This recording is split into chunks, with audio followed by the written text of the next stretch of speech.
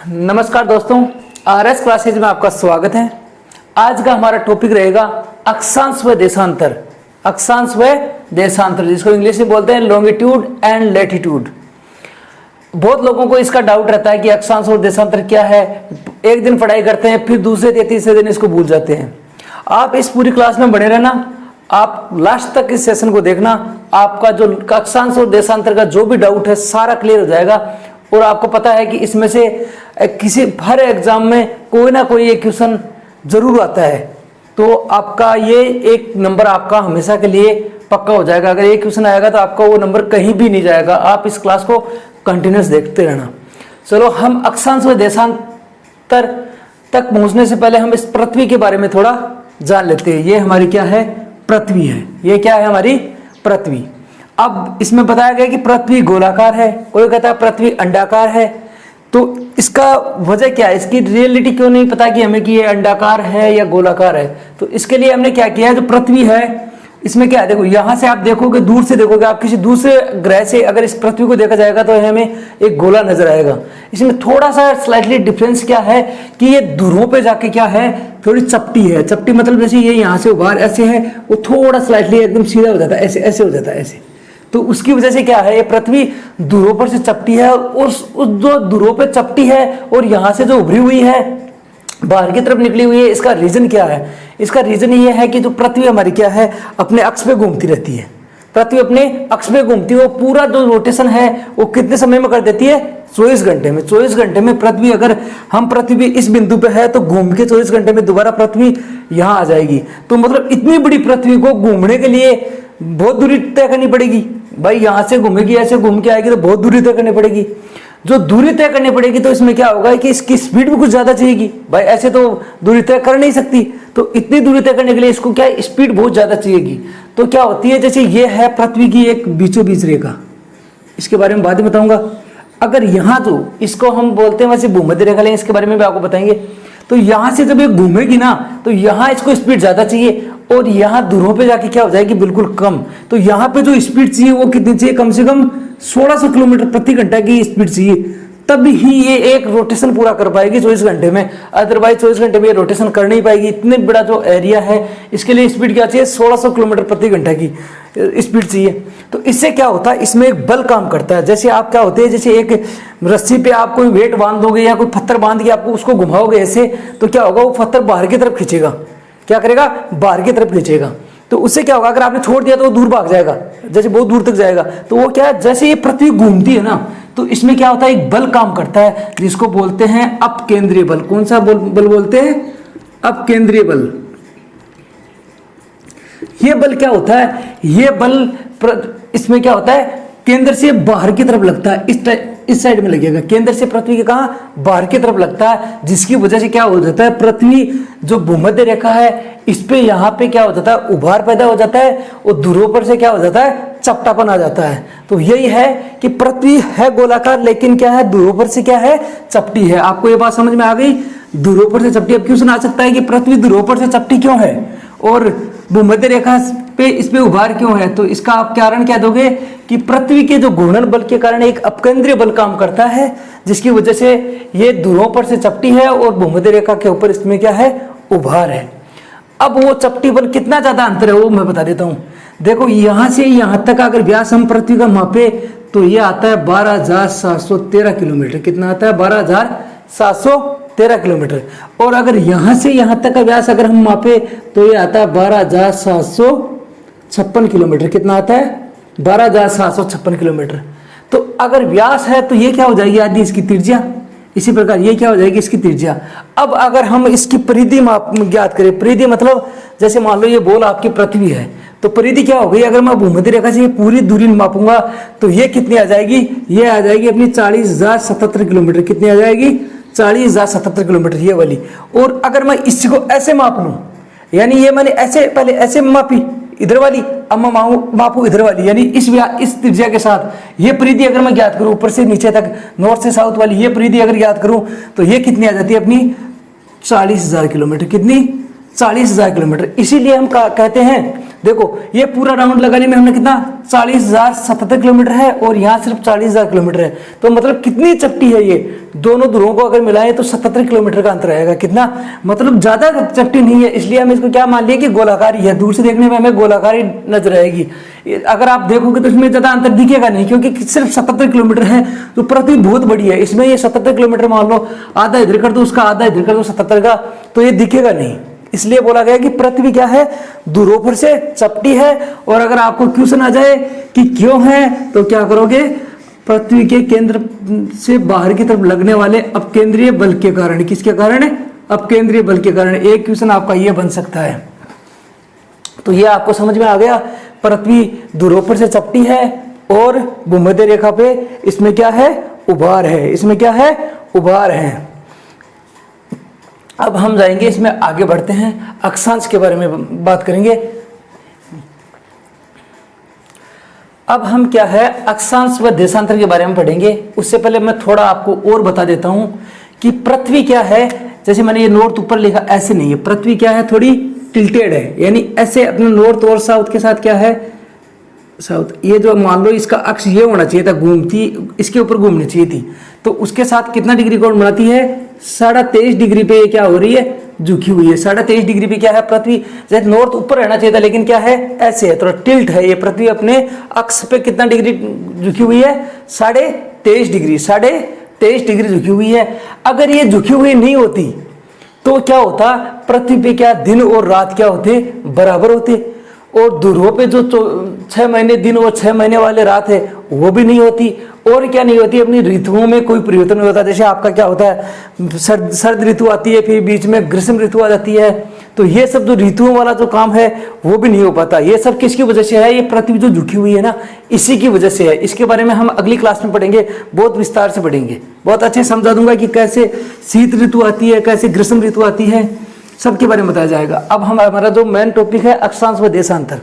देखो अक्षांश और देशांतर आपने देखा होगा, आपने ग्लोब देखा होगा, जब आप स्कूल में थे तो आपने ग्लोब देखा होगा। ग्लोब पे आपने ऐसे लाइनें देखी होगी, ये ग्लोब है और इस पे आपने ऐसे लाइन देखी होगी, ऐसे ऐसे ऐसे ऐसे, फिर ऐसे ऐसे ऐसे ऐसे लाइनें देखी होगी।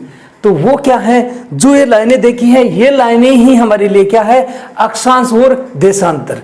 क्या है, अक्षांश और देशांतर। मतलब अपने पूरी पृथ्वी को क्या लिया, एक ग्लोब के ऊपर ले लिया। पृथ्वी बहुत बड़ी है, ग्लोब पे तो आएगी नहीं, लेकिन हमने क्या समझने के लिए इसको पूरा एक ग्लोब के ऊपर ले लिया। अब ग्लोब के ऊपर लेके ऐसे हमने लाइनें बना ली। अब जो लाइनें हैं ये हमारी क्या है, अक्षांश और देशांतर। इसी के बारे में हम स्टडी करेंगे कि ये बनाने की जरूरत क्या पड़ गई। तो ये सब जो लाइनें हैं इसके बारे में हम अभी बताएंगे। जैसे क्या है, यह है आपका नॉर्थ पोल, नॉर्थ, और ये साउथ, ये आपका ईस्ट आ गया और ये आ गया वेस्ट। तो नॉर्थ आपको पता है, आप जैसे किसी बोर्ड पे अगर किसी पृथ्वी का मैप बना रहे हो तो आपके ऊपर वाला पोर्शन हमेशा क्या होता है, नॉर्थ, नीचे वाला क्या होता है, साउथ, और आपका मुंह अगर उस पेज की तरफ है तो आपके राइट वाला क्या होता है, ईस्ट, और आपके लेफ्ट वाला क्या होता है, वेस्ट। ये आपकी डायरेक्शन हो गई।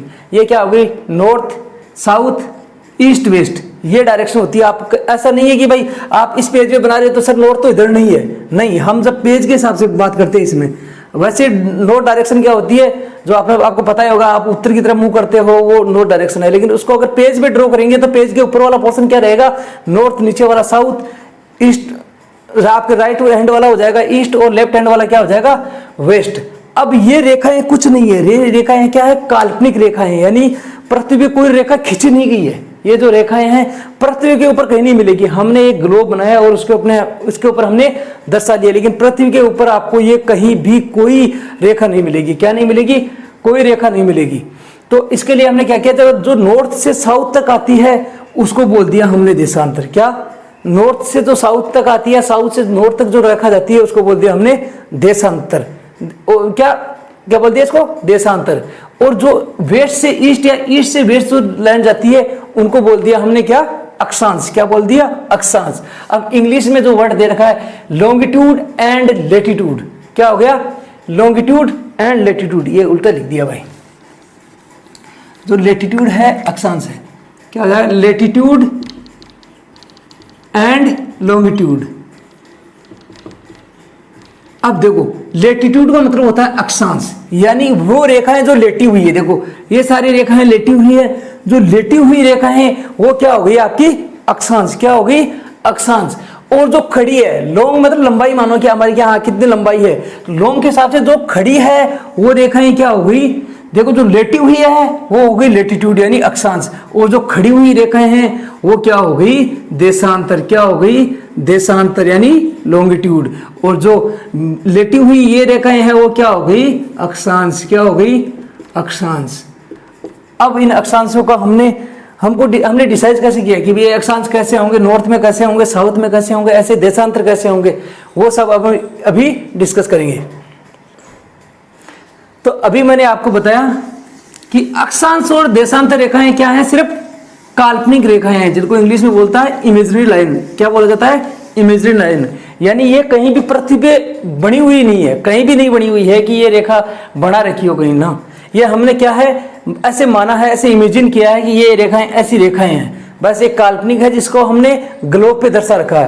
पृथ्वी पे ये लाइन कहीं भी नहीं है। अगर आप सोचो कि कर्क रेखा भारत के बीच से गुजरती है, आप गुजरात राजस्थान वहां जाके ढूंढने लग जाओ कि कर्क रेखा कहाँ है, आपको कर्क रेखा कहीं भी नहीं मिलेगी, कहीं भी नहीं मिलेगी। क्या है वो एक काल्पनिक रेखा, क्या है काल्पनिक रेखा। अब देखो आप कहोगे कैसे बांटा गया, देखो अक्षांश को कैसे बांटा गया, मैंने बताया कि अक्षांश वाली रेखाएं क्या है, ये सब अक्षांश रेखाएं हैं, ये वाली है, ये वाली है, ये वाली है, ऐसे ये वाली है, ये वाली है, ये वाली, ये सब क्या है अक्षांश है, क्या है अक्षांश है। अब बोला कि सर इसको कैसे बांटा, जैसे भूमध्य रेखा है उसको हमने मान लिया क्या 0 डिग्री, क्या 0 डिग्री। पहले इसको भूमध्य क्यों बोला गया, क्योंकि भू यानी भूमि, मध्य यानी बीच में, और एक रेखा जो क्या हो गई भूमध्य रेखा, भूमध्य रेखा, ये हो गई आपकी भूमध्य रेखा। इसको दूसरा नाम देते हैं क्या विषुवत रेखा, क्या बोलते हैं विषुवत रेखा, या फिर इंग्लिश में क्या बोलते हैं इसको इक्वेटर, क्या बोलते हैं इक्वेटर, क्या बोलते हैं इक्वेटर। इसके 3 नाम है, देखो इसको भूमध्य रेखा भी बोलते हैं, इसको विषुवत रेखा भी बोलते हैं, और इसको क्या बोलते हैं इक्वेटर भी बोलते हैं। तो इसको हमने मान लिया 0 डिग्री, क्या मान लिया 0 डिग्री, कि हमें कुछ तो चाहिए कि हम 90 डिग्री अगर ऊपर जाएंगे या 90 डिग्री नीचे जाएंगे तो 0 कहां से स्टार्ट करेंगे, तो 0 हमने मान लिया कि इसको भूमध्य रेखा को मान लिया क्या 0 डिग्री। अब इसके ऊपर जाएंगे हम, इसको जो टोटल ये 180 डिग्री है, इसको हमने क्या कर दिया कितने भागों में बांट दिया 90 डिग्री के भागों में बांट दिया। और वो कैसे बांटा, जैसे मैंने ये आपका डी या कह सकते हो आप प्रोटेक्टर या चांद, जिसको मैंने ऐसे रखा, अब फिर मैंने 1 डिग्री मान लो यहाँ कहीं आता है, फिर 2 डिग्री 3 डिग्री 4 डिग्री ऐसे इधर आता है, सेम इधर भी आएगा 1 2 3 4। तो मैंने क्या कर दिया इन रेखाओं को आपस में ऐसे मिला दिया, और ये रेखाएं क्या है थोड़ी आपको ऐसे तिरछी नजर आएगी, लेकिन ये तिरछी नहीं है, क्योंकि अगर मैं किसी बॉल पे रेखा खींचूंगा तो आपको नजर ऐसे आएगी, देखो ये ऐसे है, ये एकदम सीधी तो आएगी नहीं, ऐसे फिर दोबारा मैं खींचूंगा तो ये मतलब ऐसे है अक्षांश, क्या इसके चारों तरफ घुमा दिया हमने ये, यानी ये 1 डिग्री लिया, फिर 2 डिग्री 3 डिग्री 4 डिग्री, ऐसे 1 2 3 4 ऐसे करके हम कहां तक पहुंच गए 90 डिग्री तक। कहां तक पहुंच गए 90 डिग्री तक, कि कहां तक पहुंचे हमें 90 डिग्री तक। पहले 1 डिग्री लिया, फिर इसको क्या कर दिया इस पृथ्वी के चारों तरफ घुमा दिया, मतलब ये ग्लोब के, पृथ्वी के चारों तरफ हम घुमा नहीं सकते, तो ग्लोब के क्या है चारों तरफ घुमा दिया ऐसे। ऐसे जो मैंने आपको बताया बॉल की तरफ ये भूमध्य रेखा थी, यहाँ से 1 डिग्री वाला 1 डिग्री मापा हमने, 1 डिग्री इधर भी मापा और इधर भी मापा, दोनों बिंदुओं को क्या किया, जैसे एक बिंदु यहाँ था एक बिंदु यहाँ था, इन दोनों बिंदुओं को ऐसे मिला दिया। इसी प्रकार 2 डिग्री वाला बिंदु यहाँ आया, दूसरा इधर यहाँ आया, इन दोनों बिंदुओं को आपस में क्या मिला दिया। फिर 3 डिग्री ऐसे करके हम क्या 89 डिग्री तक पहुंच गए।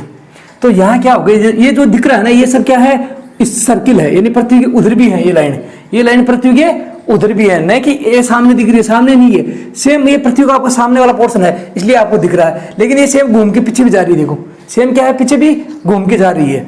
तो मतलब ये जो अक्षांश है आपका ये इधर है वैसे ही सेम पीछे है, मतलब क्या बना रहा है एक वर्त बना रहा है। देखो क्या बन रहा है ये, मैं इसको पृथ्वी को ऐसे कर देता हूँ, देखो ये क्या दिख रहा है आपको एक वर्त दिख रहा है ना, तो ऐसे ही सारे अक्षांश फिर ये बन जाएगा, फिर ये बन जाएगा, फिर ये बन जाएगा और लास्ट में आ जाएगा इस पोल पे, कहाँ पे आएगा उत्तरी ध्रुव पे, कहाँ पे आ जाएगा उत्तरी ध्रुव पे। यहाँ पे अगर 90 डिग्री बनेगा तो इस बिंदु के चारों तरफ कोई सर्किल नहीं बनेगा, तो टोटल सर्किल कितने बन जाएंगे, अगर 1 डिग्री की हम सर्किल बनाएंगे तो यहाँ टोटल ऊपर कितने बन गए 89 सर्किल, ऐसे ही नीचे कितने बन जाएंगे 89 सर्किल, क्योंकि ये जो पोल है ये 90 डिग्री पे है, ये 90 डिग्री नॉर्थ और 90 डिग्री साउथ। अब इस बिंदु पे कोई सर्किल थोड़ा बनेगा, तो अपने पास वर्त कितने, सर्किल मतलब वर्त, कितने वर्त बन गए, ये 89 ऊपर बन गए, 89 नीचे बन गया, और ये बन गया, ये कौन सा बन गया, ये वाला।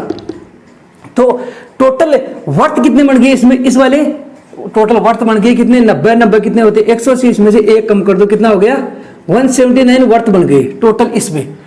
और अगर आपको बोले अक्षांश कितने बन गए, तो अक्षांश देखो 90 ये बन गए, 90 ये बन गए, और एक अक्षांश 0 डिग्री में है, एक अक्षांश कौन सा है, 0 डिग्री। तो टोटल अक्षांश कितने बन गए, कितने बन गए, 181।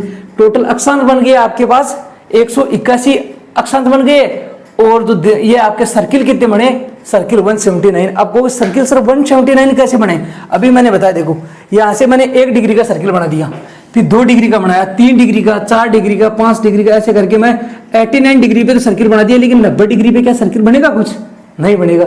इसी प्रकार यहाँ 90 डिग्री पे कोई सर्किल बनेगा, नहीं बनेगा। तो टोटल 90 90 कितने होते हैं, 180, इसमें 2 सर्किल तो निकाल दो आप, कितने बड़े, 178, और एक सर्किल भूमध्य रेखा खुद है, तो कितना हो गया, सर्किल बने 179, और अक्षांश कितने हो गए अपने पास, 181। टोटल अक्षांश कितने हो गए, 181। अब देखो ये इतना आपको समझ में आ गया होगा। अब हमने क्या किया, यहाँ 0 से जो 23.5 डिग्री पे जो अक्षांश आया, 23.5 डिग्री पे, देखो अक्षांश ऐसा नहीं है हमने 1 डिग्री का माना, वैसे अक्षांश रेखाएं क्या हो सकती है, अनंत हो सकती है, ऊपर भी कितनी खींच दो, 1 डिग्री थोड़ा आप 1.1, 1.2, 1.3, 1.4 कितने डिग्री की अक्षांश बना सकते हो, लेकिन हमने ऐसे कितने डिग्री का लिया है, 1 डिग्री का अक्षांश लेके चले हैं। इसलिए क्या है, अक्षांश अगर पूछे कि कितने अक्षांश खींचे जा सकते हैं, तो अक्षांश तो अनंत खींचे जा सकते हैं, लेकिन हम 1 डिग्री वाले अक्षांशों की बात करते हैं, तो कितने खींचे जा सकते हैं अक्षांश, टोटल 181, और वर्त कितने बन जाएंगे, 179, कितने बन जाएंगे, 179।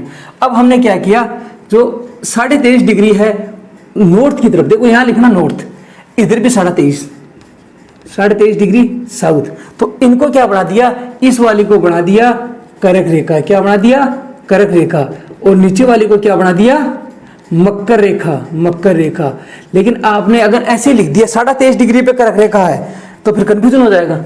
इसके लिए आपको क्या है, 23.5 डिग्री उत्तर या दक्षिण डिनोट करना, आपको यह दर्शाना है कि 23.5 डिग्री उत्तर में है करक रेखा, और 23.5 डिग्री दक्षिण में क्या है, मकर रेखा। ये आपको बताना ही बताना है। अगर आपने 23.5 डिग्री लिख दिया, 23.5 से ऊपर भी है और नीचे भी है, फिर क्या हो जाएगा, कंफ्यूजन हो जाएगा। क्या हो जाएगा, कंफ्यूजन। तो 23.5 डिग्री उत्तर में क्या हो गया आपका, नॉर्थ, और 23.5 डिग्री दक्षिण में क्या हो गया,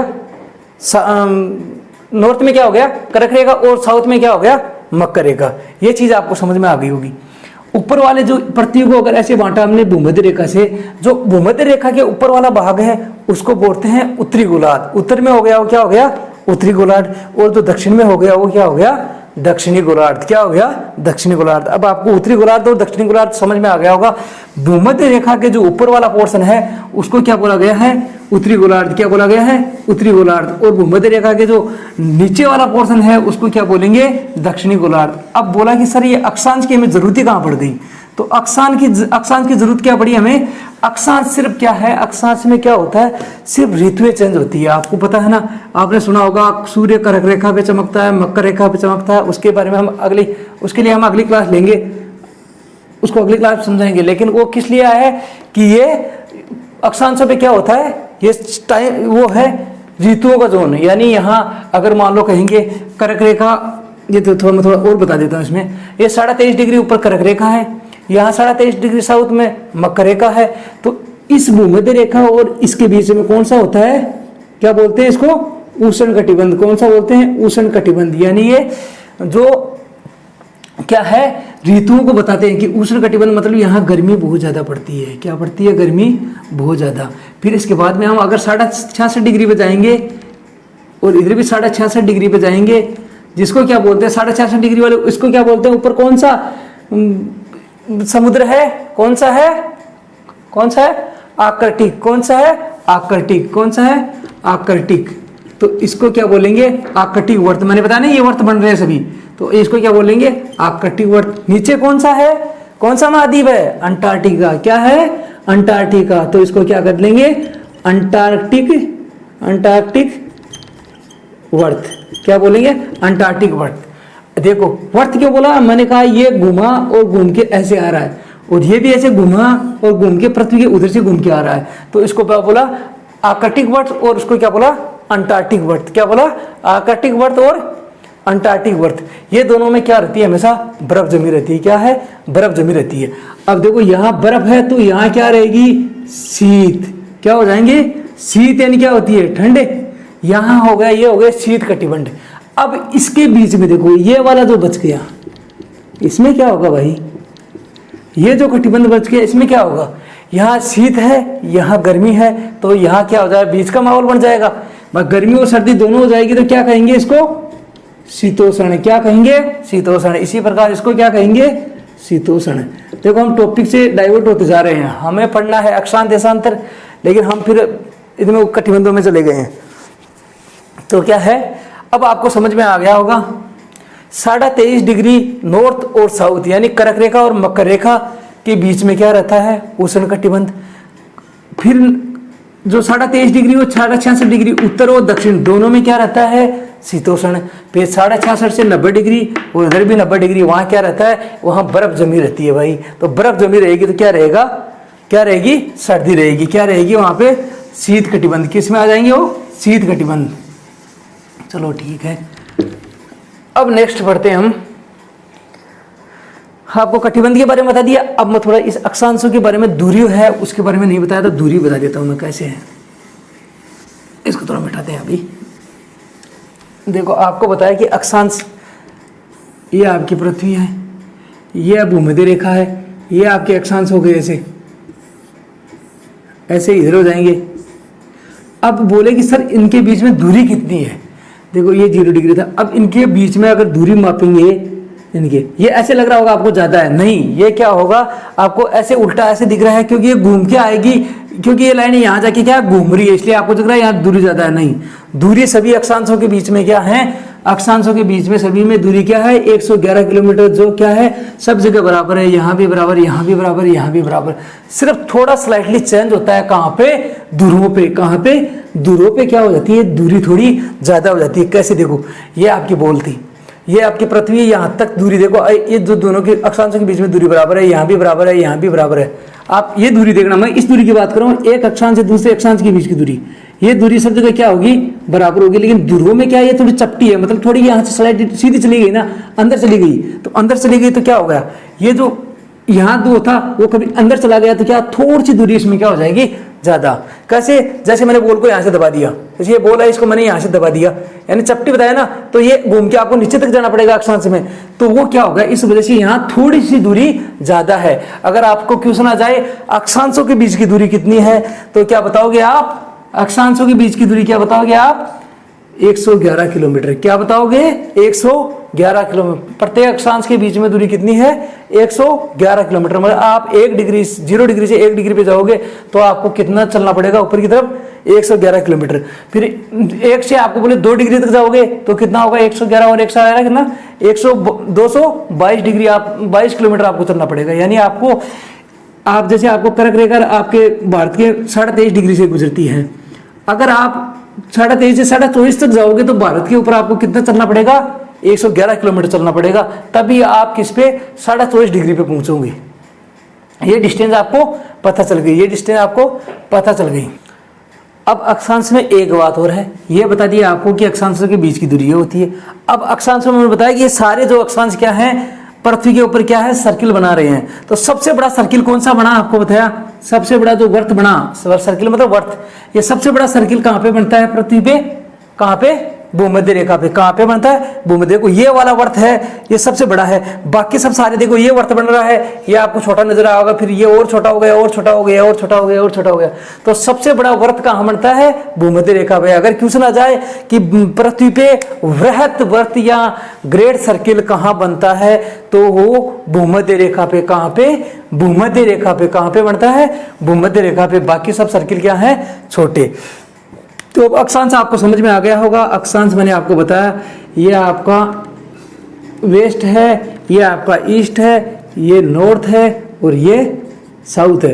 तो नॉर्थ और साउथ को 90 डिग्री में ऊपर बांट दिया और 90 डिग्री में नीचे बांट दिया। इन चीजों को क्या बोला हमने? अक्षांश। अक्षांश किस काम में आते हैं? ये ऋतुएं डिसाइड करने का काम आते हैं कि सिर्फ ऋतुएं के लिए आते हैं, और इसका और कोई संबंध है कुछ? यानी कि आपको हर अक्षांश में क्या मिलेगा? आपको ऋतु चेंज मिलेगी। आपको बोलेगी हर अक्षांश में क्या मिलेगी? आपको ऋतु चेंज। हर अक्षांश में मिलती है ऋतु चेंज। और हर देशांतर का बताऊं मैं आगे, हर देशांतर में मिलता है समय परिवर्तन। यानी हर अक्षांश पे आपको अलग अलग मिलेगी। जैसे आप यहाँ पे हो, आपके यहाँ क्या है, आप मान लो राजस्थान में हो, यहाँ पे गर्मी है। आप ऊपर जाओगे तो जो ऐसे जैसे अक्षांश कम होते जाएंगे वहाँ क्या होती जाएगी? सर्दी होती जाएगी। आप जाओगे जम्मू में जाओगे तो आपको और सर्दी लगी क्या गर्मी कम लगेगी। अगर आप चले गए यहाँ पे आर्कटिक वर्त पे तो यहाँ क्या हो जाएगी? सर्दी हो जाएगी। तो जैसे जैसे अक्षांश चेंज होंगे तो क्या होगा? ऋतु, ये गर्मी या सर्दी जो ऋतु आप कहेंगे ऋतु चेंज होती जाएगी। क्या होती जाएगी? ऋतु, मौसम चेंज होता जाएगा।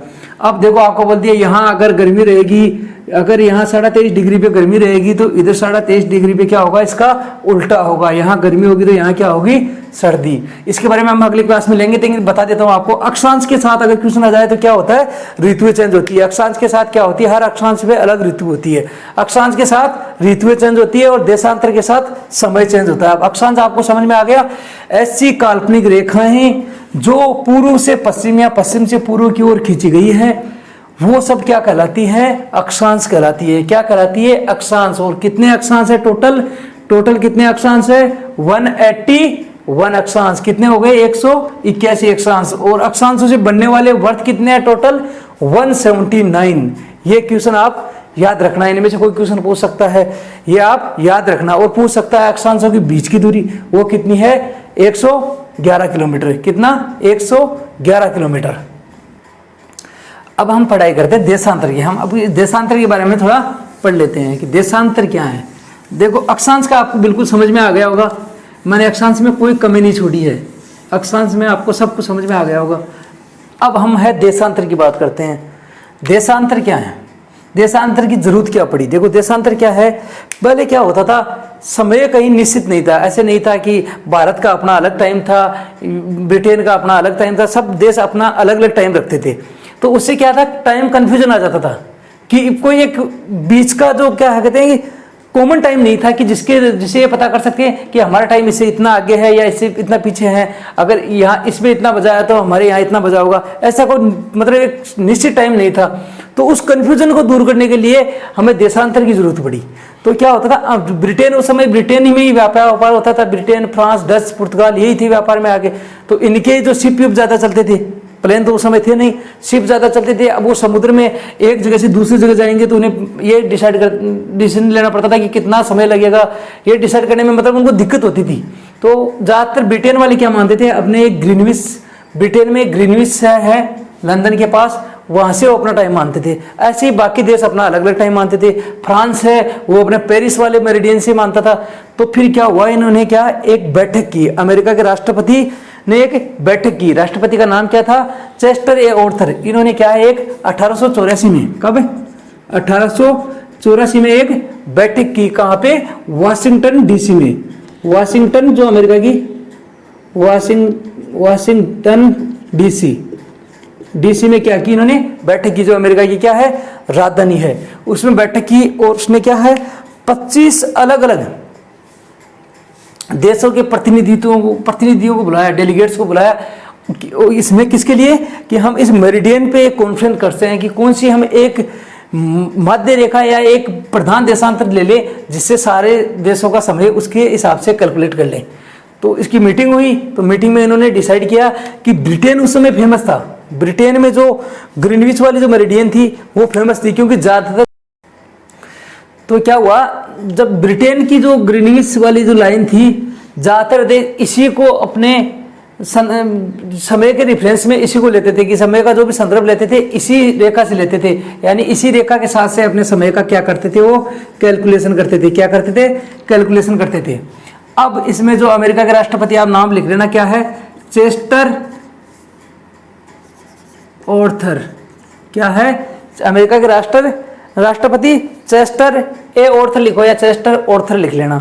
इन्होंने मीटिंग की थी जो कॉन्फ्रेंस किया था उसमें फिर ये डिसाइड किया 1884 में कि हम क्या मानेंगे, जो ब्रिटेन वाली जो ग्रीनिच वाली लाइन है वो क्या है, बहुत ज़्यादा लोकप्रिय थी, उस समय बहुत ज़्यादा फेमस थी, क्योंकि ब्रिटेन उस समय सबसे आगे चल रहा था, व्यापार व्यापार में सब में ब्रिटेन ही आगे था। तो ब्रिटेन वाली जो लाइन है उसको क्या मान लिया गया कि ये ज़्यादा लोकप्रिय है, और इस चीज़ को क्या मान लेते हैं हम, अंतर्राष्ट्रीय प्रधान देशांतर मान लेते हैं, कि इसको क्या मान लेते हैं, प्राइम मेरिडियन। क्या मान लेते हैं, प्राइम मेरिडियन, यानी प्रधान मध्याह्न रेखा। क्या मान लेते हैं, प्रधान मध्याह्न रेखा। तो 1884 में इसको क्या कर लिया गया, जो ब्रिटेन के लंदन शहर के ग्रीनविच जो प्लेस है वहां से क्या मान लिया, इसको मुख्य प्रधान रेखा मान लिया गया। और ये ग्रीनविच में कहाँ पे है, एक वेधशाला है, यानी म्यूजियम है, वहाँ म्यूजियम के से माना गया, उस म्यूजियम से माना गया। और म्यूजियम के ऊपर इन्होंने क्या कर रखा है, वहाँ पे एक पावरफुल लेजर लाइट लगा रखी है, powerful laser light. Laser light आप समझते होंगे, तो शादी में जैसे फ्लोर वाला जो लगाते हैं सिस्टम, उसमें जो लाइट चलती है, ऊपर जाती है, फिर इधर जाती है, इधर जाती है, वो काफ़ी दूर तक जाती है और बहुत दूर तक दिखती है कि कुछ चल रहा है यहाँ पे। तो वैसे पावरफुल एक लेजर लाइट लगा रखी है, जो क्या करती है, नाइट में क्या करती है, नॉर्थ की तरफ क्या करती है, प्रकाशित होती है, नॉर्थ की तरफ वो उसकी लाइट जाती है। ऐसे लगा रखी है जो म्यूजियम है, उस पर नॉर्थ की तरफ उसकी लाइट जाती है। तो उसका कलर पूछ ले कि जो लाइट लगा रखी है उसका कलर क्या है, ग्रीन कलर है। वो पावरफुल ग्रीन कलर की लेजर लाइट है। क्या है, पावरफुल ग्रीन कलर की क्या है, लेजर लाइट है। तो ये चीज आपको समझ में आ गई होगी हमने कि कैसे ली इसको, प्रधान देशांतर।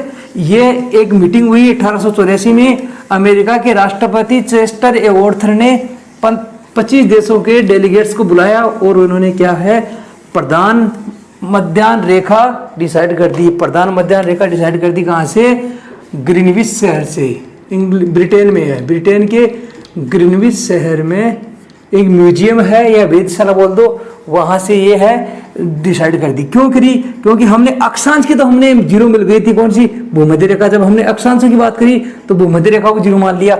अब देशांतर की बात करें तो इसके लिए भी हमें क्या चाहिए था, एक 0 डिग्री चाहिए था। तो इस रेखा को, जो ग्रीनविच सिटी से जो गुजर रही है, उस रेखा को क्या मान लिया, 0 डिग्री देशांतर। क्या मान लिया, 0 डिग्री देशांतर। और ये क्या है, 0 डिग्री अक्षांश। क्या है, 0 डिग्री अक्षांश। ये 0 डिग्री अक्षांश है, और ये 0 डिग्री क्या है, देशांतर। क्या है, देशांतर। तो आपको ये बता दिया है कि जो ग्रीनविच वाली रेखा है उसको हमने क्या मान लिया, 0 डिग्री। क्या मान लिया, 0 डिग्री मान लिया। अब ऐसे ही हमारी क्या थी, जो एक देश क्या थी, भूमध्य रेखा थी। भूमध्य रेखा को भी हमने क्या माना था, 0 डिग्री। भूमध्य रेखा को भी, भूमध्य रेखा, इसको भी क्या माना था, 0 डिग्री। ये कौन सी होगी, ग्रीनविच रेखा। क्या हो गई, ग्रीनविच रेखा। ये दोनों जहां मिलती है वहां अक्षांश और देशांतर दोनों क्या हो जाएंगे, अक्षांश भी 0 हो जाएगा और देशांतर भी क्या हो जाएगा, 0। क्या हो जाएगा, 0। और ये कहाँ मिलते हैं, अगर आप ऐसे अफ्रीका का मैप बनाओगे तो अफ्रीका महाद्वीप के इस कोने में मिलते हैं। यहाँ पे ये मतलब कौन से महासागर में मिलते हैं, अटलांटिक महासागर में। किस में मिलते हैं, अटलांटिक महासागर में। कोई पूछ लेगा ग्रीनविच रेखा और भूमध्य रेखा दोनों का इंटरसेक्शन बाउंड्री कौन सी है, मतलब दोनों आपस में कहाँ मिलती है, कहाँ मिलती है, अटलांटिक ओशियन में। कहाँ पे, अटलांटिक ओशियन, या आप कह सकते हो अफ्रीका महाद्वीप के पूर्व में बता सकते हो इसको। तो ये यहाँ पे दोनों मिलती है। यहाँ पे अक्षांश भी 0 है और देशांतर भी क्या है, 0। क्या है, 0। अब देशांतर के बारे में हम आगे अध्ययन करते हैं। देशांतर में क्या आ जाएगा, देखो बांटा कैसे गया पृथ्वी को, वो बताता हूँ मैं आपको। आपको ये समझ में आ गया, ये क्वेश्चन आपके आ सकता है। भूमध्य रेखा और ग्रीनविच जो लाइन है वो दोनों कहाँ पे मिलती है, अटलांटिक महासागर में। कहाँ पे, अटलांटिक महासागर में। और ये बिंदु कहाँ पड़ता है, अफ्रीका महाद्वीप के पूर्व में। कहाँ पे, पूर्व में। देखो मैंने बताया कि पृथ्वी अपनी जगह, अगर यहाँ से पृथ्वी स्टार्ट हो रही है, यहाँ से अगर ये पूरी घूम के आएगी और वापस यहाँ पे आएगी तो कितना डिग्री घूम गई, टोटल कितना डिग्री घूम गई, कितना घूम गई, 360 डिग्री। कितना डिग्री, 360 डिग्री। अब इसको यहाँ से यहाँ तक घूमने कितना टाइम लगा, कितना टाइम लगा, एक दिन में घूमती है पृथ्वी अपनी कक्ष में। कितने समय में घूमती है, 24 घंटे में। कितने घंटे में घूमती है, 24 घंटे में। पृथ्वी अपने अक्ष पर कितने घंटे में घूमती है, 24 घंटे में। तो टोटल कितना डिग्री घूम गई है, यहाँ से घूम के ऐसे आई, किसी भी बिंदु के चारों तरफ जो कोण बनने वाला कोण कितना डिग्री का होता है, 360 डिग्री का। तो पृथ्वी को पूरा घूमने के लिए कितना डिग्री घूमना पड़ेगा, 360 डिग्री। बस ये बात आपको समझ में आ गई। अब हम देशांतर की बात करेंगे कि कैसे हमने देशांतर को बांटा है। देखो हमने बताया देशांतर कैसे थी, खड़ी रेखाएं थी, खड़ी रेखाएं थी। अब वो खड़ी रेखाएं कैसे बनाएगी, ये देखो ये कैसे बनी खड़ी रेखाएं। ये है हमारी प्राइम मेरिडियन, क्या है, प्राइम मेरिडियन। अब ये यहाँ से लेकर ऐसे हो गई, यानी ये पृथ्वी है, इस पे ये मान लो ग्रीनविच वाली प्राइम मेरिडियन है। अब ये इधर है, पृथ्वी के ऊपर दिख रही है अभी तो। अब ऐसे सेम क्या है, पीछे है। अगर ये इधर हमने क्या है 0 डिग्री माना है, तो उधर पीछे कितनी हो जाएगी, ये कितना हो जाएगा 180 डिग्री। देखो ये यहाँ पे 0 डिग्री मानी हमने कि ये यहाँ पे इस रेखा 0 है। अब हम क्या करेंगे, इस पृथ्वी से अगर इसको खोल के हम इस पे चांदा रखेंगे, 2 चांदे रख देंगे, तो पृथ्वी को ऐसे कितने 180 भागों में ऐसे बांट लेगी। एक तो जो 180 में बांटा, देखो मैंने पृथ्वी को ऐसे लाइन खींच दी, इस पे ये लाइन खींची, ये वाली मैंने यहाँ 0 है, अगर यहाँ चांदा रखोगे ना इस पे, तो इधर वाला क्या नजर आएगा आपको 180, क्या नजर आएगा 180। अगर जो इधर वाला 0 है, तो ये रेखा इधर अगर 0 पे है, ये वाली ये पूरी 0 है, तो इधर वाली क्या होगी, ये रेखा 180। अब ऐसे ही मैं अगर 1 डिग्री करूंगा, यहाँ पे 1 डिग्री पे ये 1 डिग्री होगी, तो ये इधर देखो 180 था, देखो यहाँ से 0 थी, फिर इधर 180 है। यहाँ 1 लूंगा तो इधर बढ़ा रहा हूं, तो इधर क्या हो जाएगा, कम हो जाएगा। अगर मैंने यहाँ 0 ली तो इधर 0 ली, तो उधर कितना हुआ 180 डिग्री। अगर मैं इधर 1 डिग्री लूंगा तो वो क्या हो जाएगा, इधर वाली रेखा 180 से कम हो जाएगी। 1 लूंगा तो कितना हो जाएगी 179। ऐसे 2 लूंगा तो कितना हो जाएगा, दूसरी वाली साइड में डिग्री कितनी हो जाएगी 178। देखो कैसे मैंने एक ऐसे लाइन, तो टोटल लाइन कितनी हो गई है, ऐसे हाफ सर्किल, इसको बोलते हैं अर्ध सर्किल, यानी यहाँ से स्टार्ट किया यहाँ रोक दिया। लेकिन ये उधर तो जाके मिल रहा है ना, अगर पूरा काउंट करोगे इसको, तो ये हो जाएगा फुल सर्किल, ये पूरा सर्किल हो जाएगा। ऐसे मैंने ये जो ग्रीनविच वाली लाइन खींची, ये क्या हो गई हाफ सर्किल। अब सेम इधर क्या है, इधर भी हाफ सर्किल है, तो पूरा क्या हो गया, एक पूरा सर्किल बन गया। तो अब क्या है, इसको 180 भागों में हमने ऐसे बांट दिया, ऐसे बांटा, ऐसे बांटा, ऐसे इसको ऐसे बांट दिया।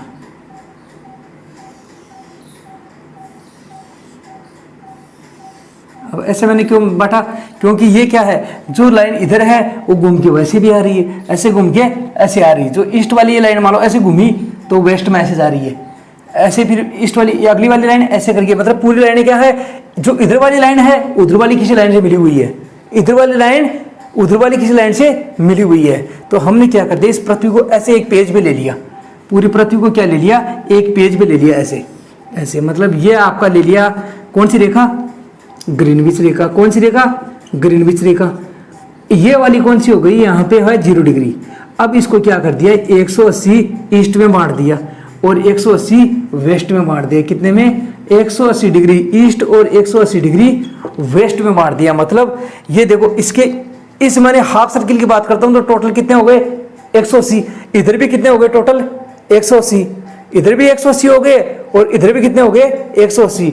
टोटल कितने हो गए 360। तो हमने लाइन कितनी मान ली, ऐसे करके हमने 360 लाइन खींच दी, 180 इधर खींच दी, 180 इधर खींच दी।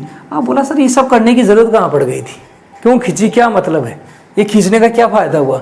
तो हमने कुछ नहीं किया, जो आपके ग्लोब पे लाइन है ना, उन टोटल लाइन गिनोगे तो आपको कितनी नजर आएगी, ये टोटल लाइन एक साइड गिनोगे तो आपको एक साइड के साथ गिनोगे तो 360, और ये वर्त पूरे गिनोगे तो कितने वर्त हो गए टोटल कितने वर्त हो जाते हैं, वर्त कितने होते हैं 180। क्योंकि ये हाफ सर्किल है, ये आधा वर्त है, इधर मिला दोगे पूरा तो पूरा कितना हो गया 1 वर्त, यानी 2 लाइनों को मिला के क्या बन रहा है 1 वर्त। तो टोटल लाइन कितनी है 360, तो टोटल वर्त कितने बन गए 180, आधे वर्त बन जाएंगे। और लाइन कितनी है टोटल 360। ये सारे 360 क्या हो गए आपके देशांतर, क्या हो गए देशांतर। हर देशांतर में कितने डिग्री का अंतर है 1 डिग्री का। कितने डिग्री का अंतर है 1 डिग्री का। टोटल देशांतर कितने हो गए आपके 360 और टोटल वर्त कितने हो गए 180। अब देखो ये पृथ्वी पे देखो वर्त क्या है, थोड़ा मैं इसको अभी बता देता हूँ। एक वर्त ये बना, ये बना, ये बना, ऐसे करके हमारे कितने वर्त आ गए टोटल 180। अब ये वर्त और ये वर्त क्या है, देखो भूमध्य रेखा पे जब हमने ये वर्त बनाए थे तो ये भूमध्य रेखा एक बड़ा वर्त हुआ था, बाकी सब वर्त क्या हुए थे, छोटे। लेकिन देखो जितना ये वर्त होगा ये वाला वर्त भी उतना ही होगा, क्योंकि पूरा से दोनों का गुजर कहाँ से रहे हैं, दोनों नॉर्थ और साउथ पोल से गुजर रहे हैं। कहाँ से गुजर रहे हैं, सारे वर्त किससे गुजर रहे हैं, नॉर्थ और साउथ पोल से। तो सारे वर्त आपस में क्या है, बराबर, क्या है, बराबर। तो ये पृथ्वी पे क्या हो गई, ये भी वृत्त सर्किल हो गए, यानी बड़े सर्कल, ग्रेट सर्किल बन गए। ये कौन से वर्त हो गए, वृहत सर्किल। अब पूछ लिया आपको कि पृथ्वी पर वृहत सर्किल कितने बनते हैं, यानी बड़े सर्किल कितने बनते हैं। देखो ये बड़े सर्किल कितने बन गए, टोटल 180। एक बड़ा सर्किल और बताया था आपको थोड़ी देर पहले, वो कौन सा बताया था, भूमध्य रेखा, ये वाला सर्किल भी तो था। तो टोटल अगर वृहत सर्किल या ग्रेट सर्किल पूछ ले तो टोटल कितने हो जाएंगे, 180 प्लस 1 कितने हो गए, 181 बड़े सर्किल बनते हैं। पृथ्वी पर 181 बड़े सर्किल बनते हैं। बाकी ये भूमध्य रेखा के साथ जो बन रहे थे वो सब क्या है, लघु सर्किल या छोटे सर्किल, ये सब छोटे सर्किल है। लेकिन ये वाले जो सारे वर्त क्या हैं, ये वाले जो सर्किल बन रहे हैं, वर्त बन रहे हैं, वो क्या है, बराबर हैं, क्योंकि सब क्या है, नॉर्थ पोल और साउथ पोल से होकर गुजर रहे हैं। अगर इधर से गुजर रही है ये सारे तो क्या होंगे, पूरों की क्या होगा, परिधि क्या होगी, सब वर्तों की बराबर होगी। तो ये वर्त हो गए आपके ग्रेट सर्किल, क्या हो गए, वृहत सर्किल, वृहत वर्त। वृहत वर्त कितने हो गए पृथ्वी पे, 180 प्लस 1 कितने हो गए, 181। अब देशांतर की बात आपको समझ में आ गई। जो लेटी हुई लाइन थी वो थी अक्षांश, जो खड़ी हुई लाइन है वो है देशांतर। हमने देशांतर कहाँ से डिसाइड किए, ग्रीनविच शहर के एक म्यूजियम है जहाँ से जो मेरिडियन गुजरती है, जहाँ से एक देशांतर गुजरता है, जिसको बोला गया ग्रीनविच रेखा। क्या बोला गया, ग्रीनविच रेखा, या जिसको बोला गया प्रधान मध्याह्न रेखा। क्या बोला गया, प्रधान मध्याह्न रेखा। याद रखना, इसको ग्रीनविच रेखा बोल सकते हैं, प्रधान मध्याह्न रेखा बोल सकते हैं, इंग्लिश में से प्राइम मेरिडियन बोल सकते हैं, क्या, यहाँ प्रधान देशांतर बोल सकते हैं, कुछ भी बोल सकते हैं, कुछ भी पूछा जा सकता है। चारों बात एक ही है, प्राइम मेरिडियन, प्रधान देशांतर, और क्या हो गई, ग्रीनविच रेखा, और दूसरी क्या बताई थी, प्रधान मध्याह्न रेखा। ये सारी बातें एक ही है।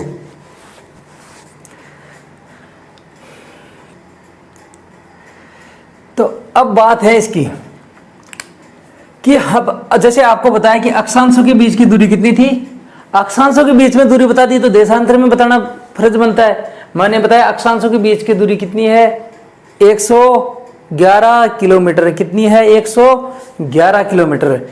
अभी देशांतर के बीच में, अब देशांतर के बीच में सब दूरी बताएं तो कैसे बताएं, देखो यहाँ देशांतर में दूरी ज्यादा दिख रही है, फिर यहाँ आके कम होती जा रही है, कम होती जा रही है, कम होती जा रही है, और एक बिंदु आता है पोल, जहां जाके क्या हो जाती है, दूरी 0 हो जाती है, क्योंकि सारी जगह क्या है, एक जगह मिल रही है, तो वहां दूरी क्या हो जाती है, 0।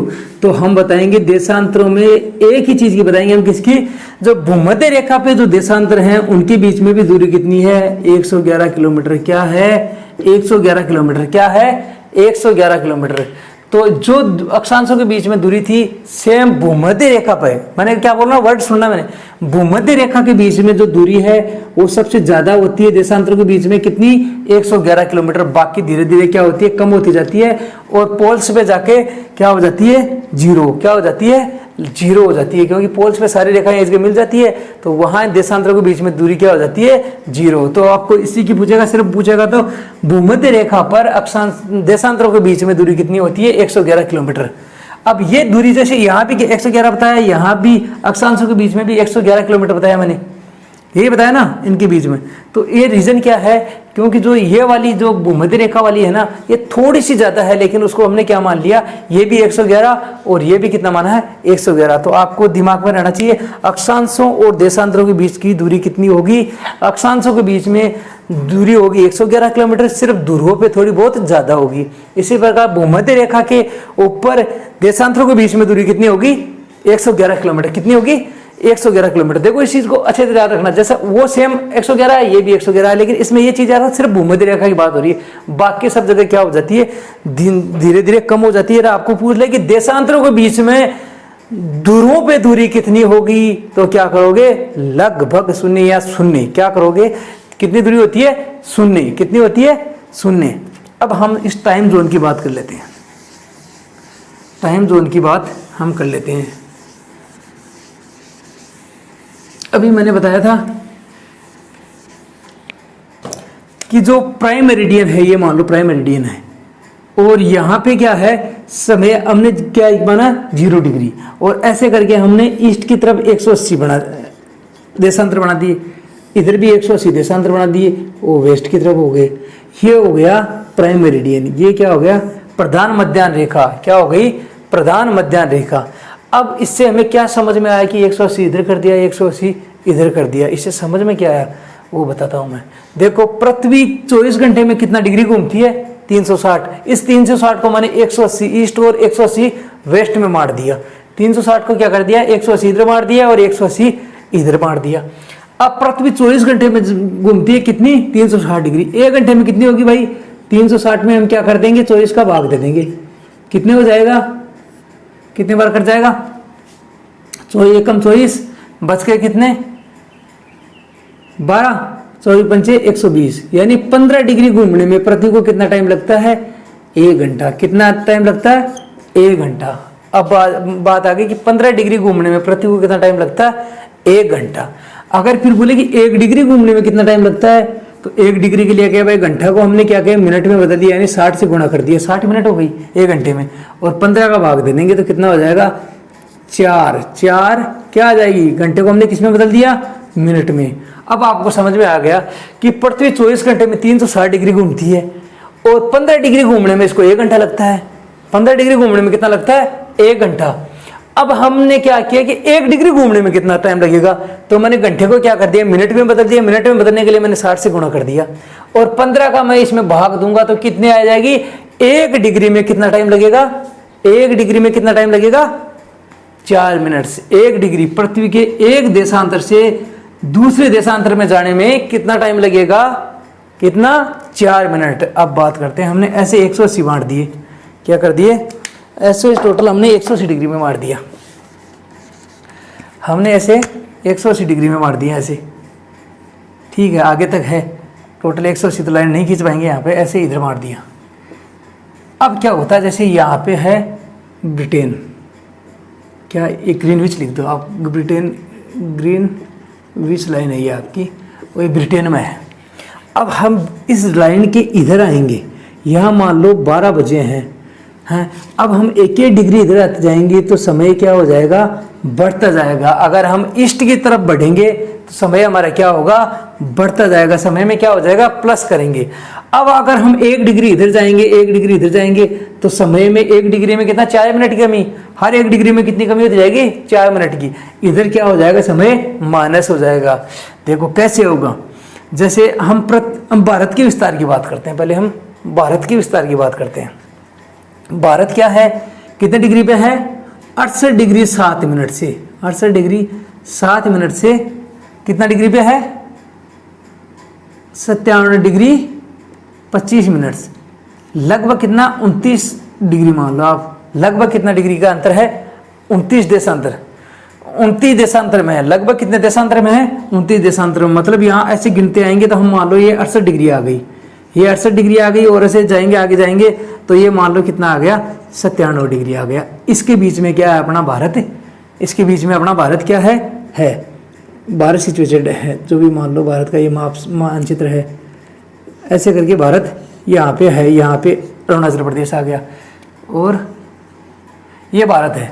तो भारत क्या है 68 डिग्री 7 मिनट से लेके 97 डिग्री 25 मिनट तक है।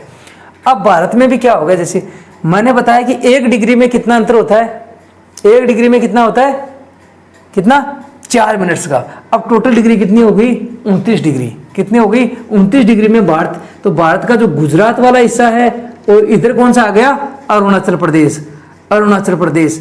तो ये टोटल कितना 29 डिग्री का डिफरेंस है।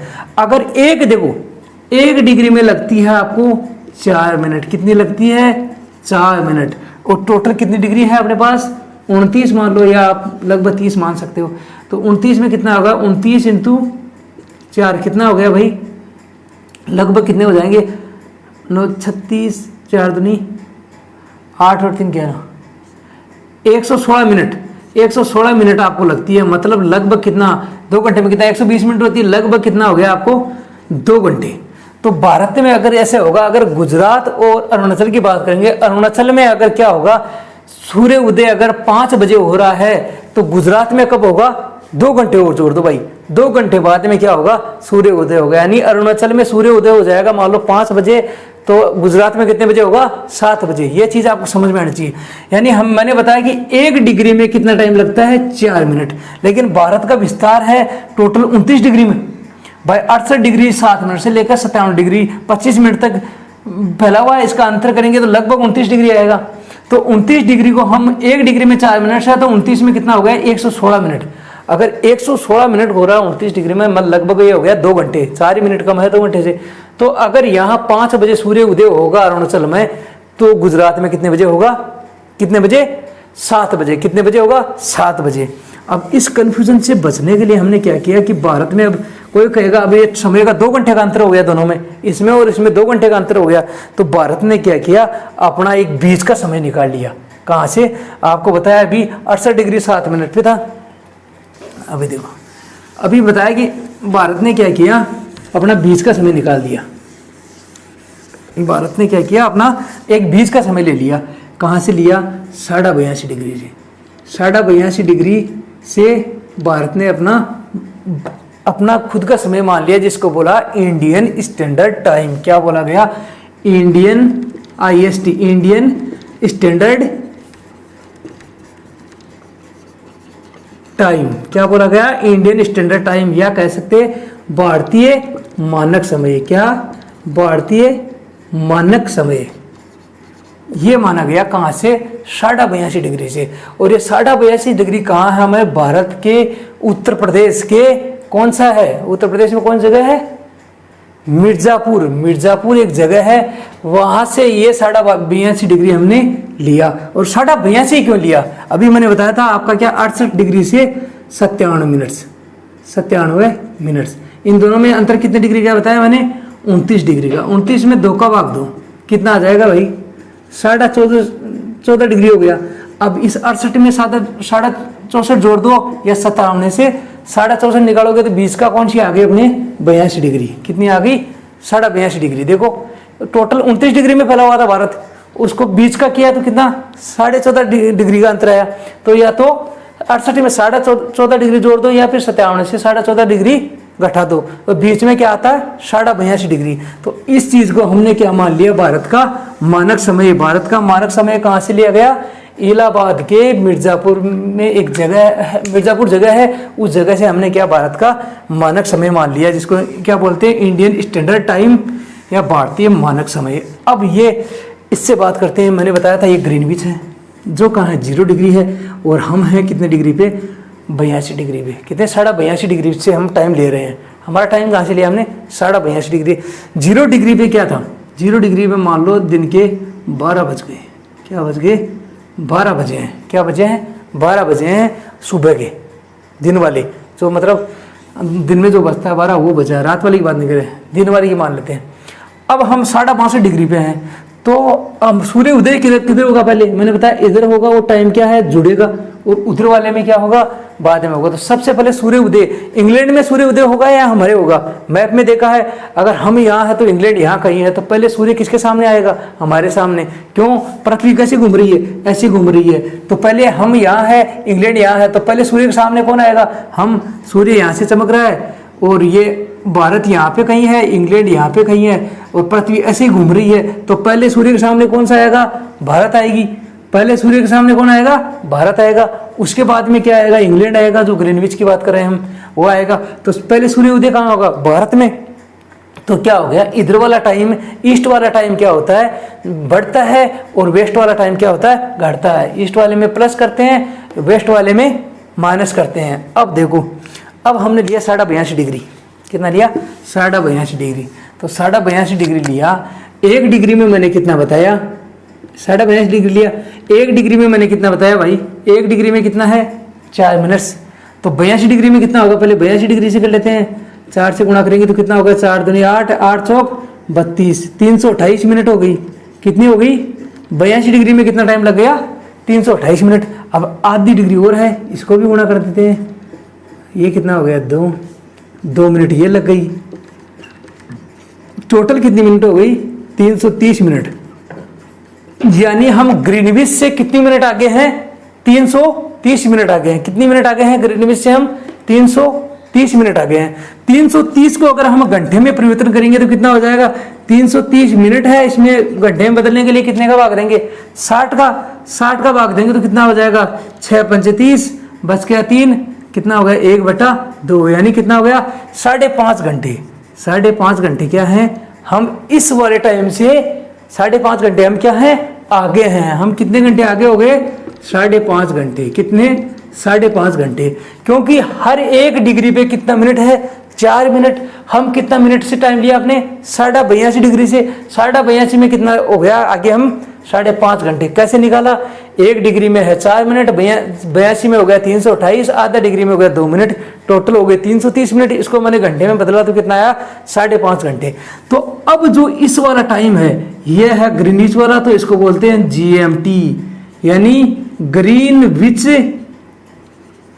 Mean time. Greenwich mean time या बोलते हैं इसको क्या हो? UTC भी बताते हैं, कोऑर्डिनेटेड यूनिवर्सल टाइम। तो ये वाला टाइम है ना, सभी देशों ने क्या किया? इस समय से अपना समय निश्चित किया। अब देखो कैसे, ये आपको समझ में आ गया? हम ग्रीनविच टाइम से कितना आगे हैं? 5.5 घंटे। अगर कोई बोला कि यहाँ दिन के 12 बजे हैं तो यहाँ क्या हो जाएंगे? शाम के कितने बजाएंगे? 5:30। कितनी हो जाएगी? 5:30। अगर यहाँ बोला जाए कि यहाँ सुबह के 8 बजे हैं तो भारत में कितना बजा होगा? 8 और 5 13 मतलब 1:30। ये समझ में आ गया भाई? यहाँ जो जितना भी बजा होगा ग्रीनविच में, उससे हम कितना आगे रहेंगे? 5.5 घंटे। अगर ये देखो, ये यहाँ है, हम ये जो 82 डिग्री लिखा, अब मैंने आगे कुछ नहीं लिखा, इसलिए नहीं लिखा कि आप इसमें दिमाग लगाते नहीं। तो इसको हम क्या लिखेंगे? पूर्वी देशांतर। भारत का समय कहाँ है? 82 डिग्री पूर्वी देशांतर से लिया गया। कहाँ से लिया गया? पूर्वी देशांतर से। अगर ये नहीं लिखा तो सारा काम खराब है, क्योंकि 82 डिग्री इधर है तो 82 डिग्री वेस्ट में भी है। तो क्या हो जाएगा हमारा समय? अगर 82 डिग्री यहाँ पूर्वी की जगह मैं पश्चिमी लिख देता तो हम कितने पीछे हो जाते? 5.5 घंटे क्या हो जाते? ग्रीनविच से पीछे हो जाते हैं। अगर मैंने पूर्वी देशांतर लिखा तो मतलब क्या होगा? आगे हो जाएंगे। तो पूर्वी देशांतर बोला जाएगा तो ग्रीनविच से टाइम आगे होगा, और पश्चिमी देशांतर बोला जाएगा तो ग्रीनविच से टाइम क्या हो जाएगा? पीछे। अगर मैं 82 डिग्री पश्चिमी देशांतर कर देता तो क्या हो जाते हैं? हम 5.5 घंटा इससे पीछे हो जाते हैं। यहाँ 12 बजे हैं तो हमारे वहाँ क्या बजता? सुबह के 6:30 बजते। कितने बजते? 6:30 बजते। समझ में आ गई ये बात?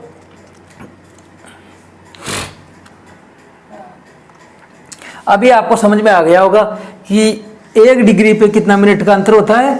4 मिनट का। और हम जो ग्रीनविच मीन टाइम है उससे कितने आगे चले गए हैं? कितने आगे चले गए हैं? 5.5 घंटे। कितने? 5.5 घंटे। अब क्या हुआ? जैसे भारत तो क्या है, भारत ने तो अपना 2 घंटे का अंतर था, इसलिए बीच का टाइम ले लिया। भारत ने क्या किया? 2 घंटे का अंतर ही है भारत में पूरा, तो भारत ने क्या लिया? पूरे भारत वर्ष का, जैसे मान लो गुजरात है और यहाँ अरुणाचल है, अरुणाचल ही नहीं लिखा जा रहा, अरुणाचल प्रदेश है, तो इन दोनों में कितने हैं? 2 घंटे का अंतर। तो भारत में क्या किया कि चलो कोई बात नहीं है, 1 घंटा इसको देते हैं, 1 घंटा इधर दे देते हैं, ताकि ये क्या पूरे भारतवर्ष का समय क्या है? एक ही रहे, ताकि हमें समय का कंफ्यूजन नहीं रहे। तो भारत ने क्या किया? अपना पूरा समय एक ही मान लिया। क्या कर लिया? एक ही मान लिया। तो भारत ने तो ऐसे मान लिया। अब भारत से भी बड़े देश है, जैसे कनाडा है। कनाडा क्या है? ग्लोब में ऊपर है, तो कनाडा का एक पोर्शन यहाँ से लेकर यहाँ तक का अगर आप टाइम का अंतर देखोगे तो 4 से 5 घंटे का अंतर हो जाता है। 4 से 5 घंटे का 4 से 5 घंटे का अंतर हो जाता है। तो पृथ्वी को मैंने बताया कि हर 15 डिग्री पे कितना होता है? 1 घंटा। तो इसने क्या कर दिया? हर 15 डिग्री पे यानी टोटल 24 घंटे होते हैं, और 24 जोन में बांटा तो एक एक जोन कितने डिग्री का बना दिया? 15-15 डिग्री का। तो इसने क्या किया? हर 15 डिग्री के देशांतर पे क्या है? अपना अलग समय ले लिया। कनाडा ने क्या किया? हर 15 डिग्री देशांतर पे क्या किया? अपना अलग समय। मान लो ये 65 डिग्री पे लिया तो दूसरा कितने पे हो जाएगा? कितना हो जाएगा? 65 और 15 कितना हो गया? ये 55 डिग्री पे लिया हो तो कितना हो जाएगा? दूसरा 60 पे लिया हो या 55 में जितना भी लिया हो, 60 पे लिया है तो कितना हो गया? 75 डिग्री हो गया। ऐसे करके इसने क्या किया? मान लो ये 60 डिग्री पे लिया, एक 75 पे लेगा, दूसरा कितने पे हो जाएगा? 90 पे, फिर 105 पे, फिर 120 पे। ऐसे इन्होंने क्या किया? अपना अलग अलग जो स्थानीय समय ले लिया, जो अपना जैसे भारत ने भारतीय मानक समय लिया, वैसे ही इन्होंने अपना देश का 5 समय ले लिए।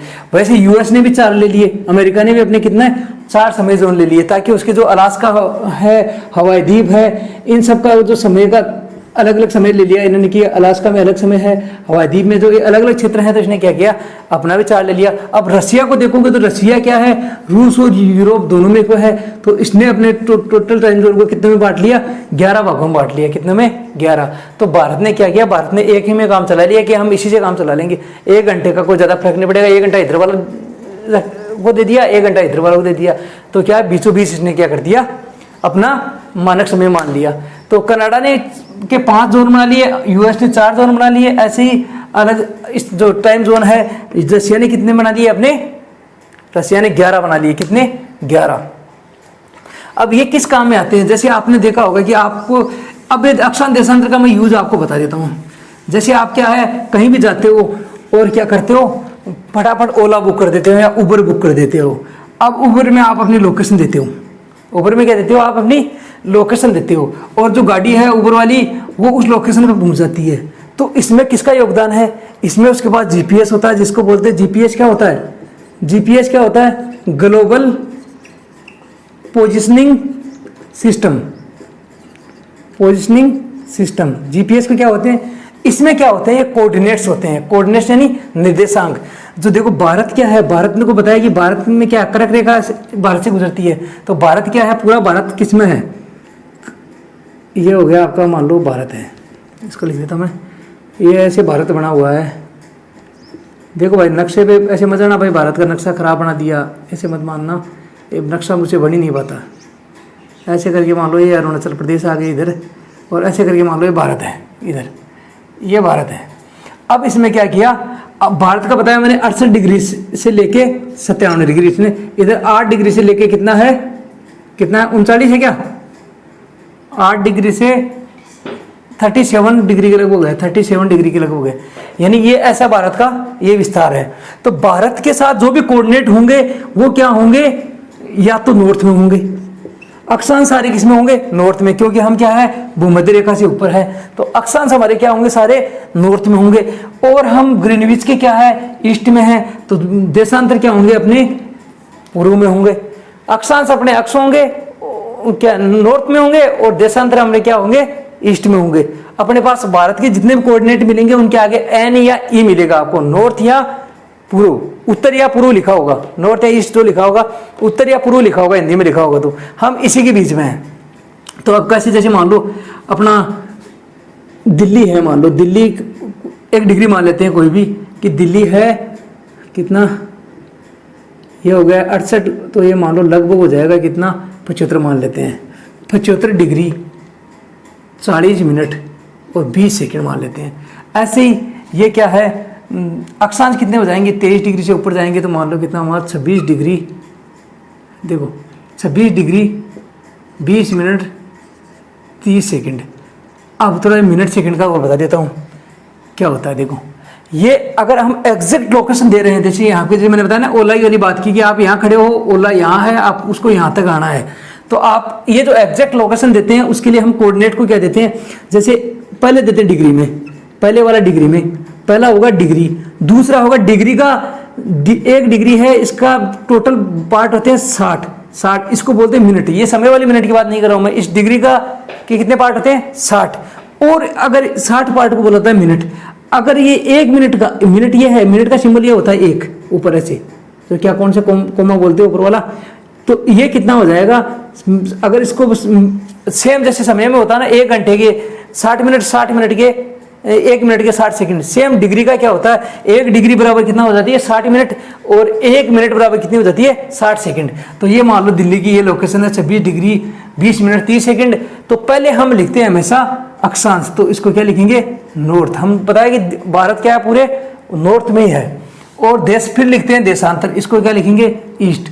ये मान लो एक एग्जैक्ट लोकेशन हो गई जहां पे क्या होगा, ओला वाला आपके पास पहुंच जाएगा। आगे भी पॉइंटों में होता है लेकिन वो उसकी आपको ज़्यादा जरूरत नहीं पड़ेगी। तो इस जगह क्या ओला वाला आपके पास एकदम जो जीपीएस बताएगा कि इस समय बंदा इस कोऑर्डिनेट पे खड़ा है, इस कोऑर्डिनेट पे खड़ा है। मतलब अब हम जाएंगे तो कैसे, हम जाएंगे अक्षांश में, जाएंगे ऊपर की तरफ, नॉर्थ लिखा है ना, तो हम ऊपर की तरफ जाएंगे कितने डिग्री पे, ये मान लो 26 डिग्री आ गई, और उसके आगे 20 मिनट है तो ये थोड़ा सा ऊपर आ गया, तो यहाँ चले गए। ऐसे देशांतर में हम गए कितने 75 डिग्री पे।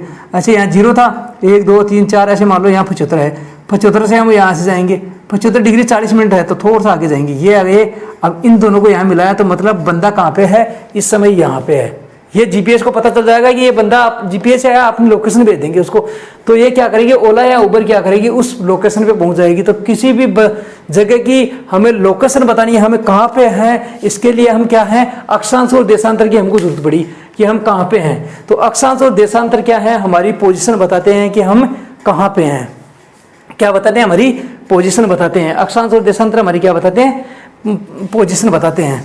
अब एक और बात बताता हूँ कि जो हम आपको बताया था मैंने कि जो देशांतर थे, जिसमें जो देशांतर बताया था कि ये जो 0 डिग्री देशांतर है ये दूसरी तरफ किस पे जाता है, 180 पे, 180 पे। तो ऐसे मैं इधर से स्टार्ट किया मैंने, 180 इधर ईस्ट में और 180 वेस्ट में। अगर मैं 180 ईस्ट में जाऊंगा तो ये बिंदु आ गया, इधर से जाऊंगा तो भी यही बिंदु आएगा। तो आपको पूछ ले कि आपकी क्वेश्चन आ सकता है कि क्या 180 डिग्री ईस्ट और 180 डिग्री वेस्ट दो अलग अलग बिंदु हैं, तो आप क्या कहोगे, नहीं। जो 180 डिग्री ईस्ट और 180 वेस्ट, ये दोनों मान लो ये 0 के अपने जो प्राइम मेरिडियन थी, मुख्य या ये प्रधान मध्य रेखा थी, उसके अपोजिट है। तो ईस्ट वाला भी यहीं पे आएगा और वेस्ट वाला भी क्या वहीं पे जाएगा। दोनों क्या है, एक ही देशांतर है। 180 ईस्ट और 180 वेस्ट क्या है, दोनों एक ही देशांतर है, एक ही देशांतर है। तो मुझे नहीं लगता अब कोई आपको इसमें डाउट है आपको। और बाकी जो 180 दोनों मिलती है, ईस्ट और वेस्ट वाली, वो जाके जिस 180 डिग्री पे मिलती है, वो 180 डिग्री को हमने क्या किया, अंतर्राष्ट्रीय तिथि रेखा की बताया। उसके बारे में हम अलग से क्लास लेंगे, वो है अंतर्राष्ट्रीय तिथि रेखा, उसका बहुत महत्व है, उसके बारे में हम अलग से क्लास लेंगे। चलो आज के लिए इतना ही था। अगर कोई डाउट हो तो आप कमेंट बॉक्स में ज़रूर लिखना। मैंने मेरी ओर से पूरी कोशिश की है आपको ये सब समझाने की। चलो तब तक के लिए नमस्कार, थैंक यू वेरी मच।